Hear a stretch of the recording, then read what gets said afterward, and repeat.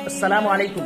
آج میں آپ کو ایک ایسے عمل کے بارے میں بتانے والا ہوں جس کا ثواب 1000 مہینوں کی عبادت سے زیادہ بہتر ہے۔ اگر اس کو سال میں کنورٹ کیا جائے تو 83 سال سے بھی زیادہ عبادت کا ثواب ملتا ہے۔ قرآن حکیم اٹھائے، اللہ رب العالمین نے ارشاد فرمایا کہ لیلۃ القدر خیر من الف شہر، یعنی لیلۃ القدر کے اندر جو عبادت کرنا ہے اس کا ثواب 1000 مہینوں کی عبادت سے بہتر ہے۔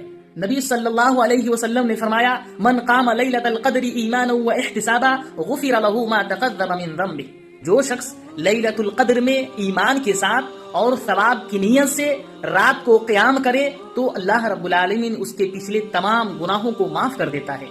اب شب قدر کے اندر کون سی دعا پڑھنی ہے؟ حضرت عائشہ رضی اللہ تعالی عنہا نے نبی کریم صلی اللہ علیہ وسلم سے پوچھا کہ اللہ کے رسول، اگر ہم شب قدر کی رات کو پا لیتے ہیں تو اس کے اندر کون سی دعا پڑھیں؟ تو آپ صلی اللہ علیہ وسلم نے فرمایا کہ تم اس دعا کو پڑھنا۔ وہ دعا یہ ہے، اللہم انک عفو تحب العفو فاعف عنی۔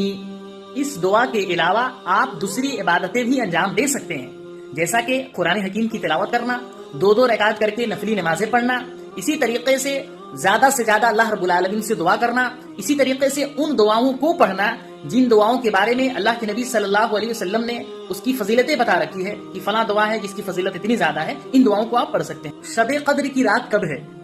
بہت سارے مسلمان 27 رمضان کو خاص کرتے ہیں، لیکن یہ درست بات نہیں ہے۔ پیارے نبی صلی اللہ علیہ وسلم نے فرمایا تحروا لیلۃ القدر فی الوتر من العشر الاواخر من رمضان، کہ تم لیلۃ القدر کو تلاش کرو رمضان کے آخر کے 10 دنوں کے طاق راتوں میں۔ اب سوال یہ پیدا ہوتا ہے کہ طاق رات کون سی ہے اور کب کب جاگنا ہے؟ تو 21ویں تاریخ کو، 23ویں کو، 25ویں اور 27ویں اور 29ویں تاریخ کو جاگنا ہے۔ ایک مسئلے کو سمجھ لیجئے کہ ہم اور آپ جیسے ہی 20واں روزہ کمپلیٹ کریں گے، جیسے ہی ہم اور آپ افطاری کریں گے تو ہم اور آپ 21ویں تاریخ میں داخل ہو جائیں گے، یعنی 20واں جیسے ہی روزہ کمپلیٹ کریں گے اسی رات کو جاگنا ہے۔ اسی طریقے سے 22واں روزہ جس دن کمپلیٹ ہوگا اسی رات کو جاگنا ہے۔ تو یہ طاق راتیں ہیں، ان 5 طاق راتوں میں جاگنا ہے، 21، 23، 25، 27 اور 29۔